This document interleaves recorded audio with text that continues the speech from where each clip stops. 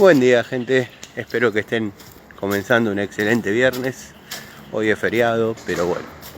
Eso que vieron recién es una puerta de un nicho de gas. Ahí adentro está el medidor, el regulador y la llave de paso.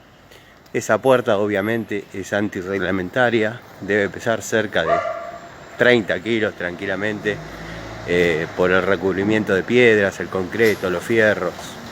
Obviamente la gente que va a ver el estado generalmente no la abre, no la corre, le pone un estimativo, así que bueno, va a pasar lo que pasa siempre. El día que haya una auditoría van a abrir la puerta y se van a dar cuenta que el medidor pegó 3 vueltas más de las que venían cobrando y va a haber un pequeño problema. Pero bueno, la puerta siempre tiene que ser la reglamentaria, gente. No pongan rejas, no pongan nada que obstruya el accionar del personal de la empresa en el medidor. Les mando un saludo.